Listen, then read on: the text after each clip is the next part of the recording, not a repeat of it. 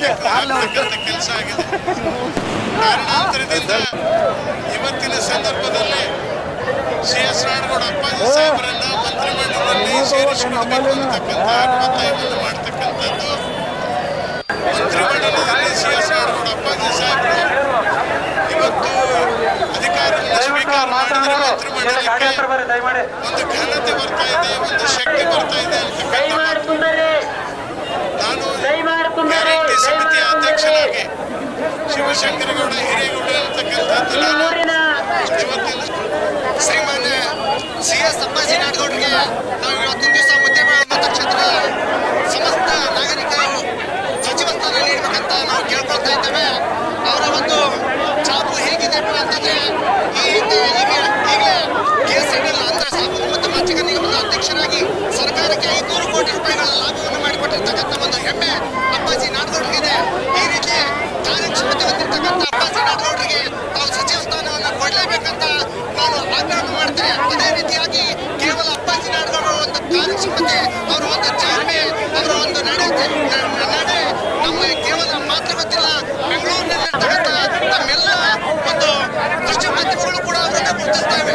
ಸಾಕಷ್ಟು ಬಾರಿ ದೃಶ್ಯ ಮಾಧ್ಯಮದವರು ಅವರಿಗೆ ಕೇವಲ ಜೆಂಟಲ್ಮ್ಯಾನ್ ಅಂತಕ್ಕಂಥ ಒಂದು ಹಿರಿಮೆಯನ್ನು ಕೊಟ್ಟಿದ್ದಾರೆ. ಕೇವಲ ಜೆಂಟಲ್ಮ್ಯಾನ್ ಅಲ್ಲ, ಜೆಂಟಲ್ಮ್ಯಾನ್ ಇದ್ದಾರೆ. ಅವ್ರನ್ನ ಗುರುತಿಸುವಂತ ಕೆಲಸ ಸರ್ಕಾರದಲ್ಲಿ ಆಗ್ಬೇಕು. ಅವ್ರಿಗೆ ಮಂತ್ರಿ ಸ್ಥಾನ ಕೊಡಲೇಬೇಕು. ಮಂತ್ರಿ ಸ್ಥಾನ ಕೊಡದಿದ್ರೆ ನಾವು ಬೆಂಗಳೂರು ಮಟ್ಟದಲ್ಲಿ ಕೂಡ ನಾವು ಹೋರಾಟವನ್ನು ಮಾಡಲಿಕ್ಕೆ ಸಿದ್ಧರಿದ್ದೇವೆ. ನನ್ನ ಹೆಸರು ಉದ್ದೇಶ್ ಚಪ್ಪರ್ಬಂದ್ ಅಂತೇಳಿ ಗ್ಯಾರಂಟಿ ಇವತ್ತಿನ ದಿವಸ ಮುದ್ದೇಳ ಪಟ್ಟಣದ ಬಂದ್ ಕರೆಗೆ ಹೋಗೊಟ್ಟು ಎಲ್ಲರೂ ಮುದ್ದೇಳ ಪಟ್ಟಣದ ಗಣ್ಯಮಾನ್ಯ ವ್ಯಾಪಾರಸ್ಥರು ಪಕ್ಷಭೇದವನ್ನು ಮರೆತು ಜಾತ್ಯತೀತವಾಗಿ ಇವತ್ತಿನ ಬಂದ್ ಕರೆಗೆ ಸಹಕಾರವನ್ನು ನೀಡಿದ್ದಾರೆ. ಈ ಬಂದ್ ಕರೆಯ ಪ್ರತಿಭಟನೆ ಬನಶಂಕರಿ ದೇವಾಲಯದಿಂದ ಶುರುವಾಗಿ ಗ್ರಾಮ ದೇವತೆ ಕಟ್ಟೆ ಹತ್ತಿರದಿಂದಾಗಿ ಪ್ರಶಾಸನ ಸರ್ಕಲ್ದಲ್ಲಿ ಇಲ್ಲಿ ಸೇರಿದ್ದೇವೆ. ಇವತ್ತು ಸೇರಿರುವಂತಹ ಉದ್ದೇಶ ಸನ್ಮಾನ್ಯ ಶಾಸಕರಾದಂಥ ಸಿ.ಎಸ್. ನಾಡಗೌಡ ಅಪ್ಪಾಜಿ ಅವರಿಗೆ ಸಚಿವ ಸ್ಥಾನ ನೀಡಬೇಕು. ಯಾಕೆ ನೀಡಬೇಕಂದ್ರೆ ಈ ತಾಲೂಕಿನಲ್ಲಿ ಅವರು ಮಾಡಿರುವಂತಹ ಅಭಿವೃದ್ಧಿ ಕಾರ್ಯಗಳಲ್ಲಿ ಒಂದೆರಡು ಉದಾಹರಣೆ ಕೊಡ್ತೀನಿ. ಮೊಟ್ಟ ಮೊದಲಿಗೆ 2003 ಮತ್ತು 2018 ಸಾಲಿನ ಮುಖ್ಯಮಂತ್ರಿ ಸಿದ್ದರಾಮಯ್ಯ ಅವರ ಸರ್ಕಾರದಲ್ಲಿ ಈ ಒಂದು ತಾಲೂಕಿಗೆ ಸುಮಾರು 2,000 ಕೋಟಿ ನೀರಾವರಿಗಾಗಿ ಹಣವನ್ನು ತಂದು ಈ ಒಂದು ತಾಲೂಕನ್ನ ಹೆಸರನ್ನಾಗಿ ಮಾಡಿದ್ದಾರೆ. ಅದೇ ತರನಾಗಿ ಅವರ ಕಾರ್ಯಕ್ಷಮತೆ ಮತ್ತೆ ಮುಂದುವರೆದು ಸಚಿವ ಸ್ಥಾನ ನೀಡ್ತಾ ಇದ್ದಾರೆ. ಕರ್ನಾಟಕ ರಾಜ್ಯಕ್ಕೂ ಹಸಿರು ಕ್ರಾಂತಿ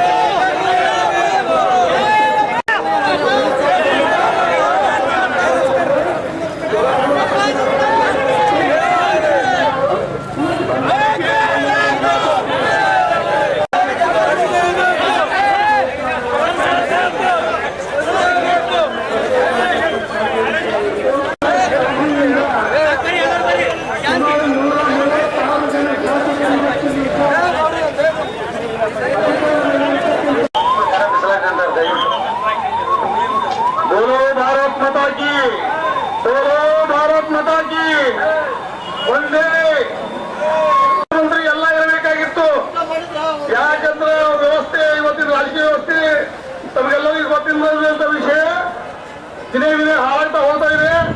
ನಮ್ಮ ಭಾಷೆ ಮಾತು ಕೊಟ್ಟಿದ್ರು, ಬಹಿರಂಗ ಸಭೆಯಲ್ಲಿ ಮಾತು ಕೊಟ್ಟಿದ್ರು, ನಮಗೆ ಕೊಳ್ಳೇಬೇಕಾಗಿತ್ತು, ಕೊಡ್ತಾರ ಅನ್ನೋದು ನಮಗ ಸಂಪೂರ್ಣ ಡಿ ಕೆ ಶಿವಕುಮಾರ್ ಸಾಹೇಬರಲ್ಲಿ ವಿಶ್ವಾಸ ಇದೆ. ಒಂದು ವೇಳೆ ಕೊಡದೆ ಸಿದ್ದರಾಮಯ್ಯ ಸಾಹೇಬರಲ್ಲಿ ಕೈ ಮುಗಿದು ವಿನಂತಿಸಿಕೊಳ್ತೀನಿ ಈ ಮಾಧ್ಯಮದ ಮುಖಾಂತರ.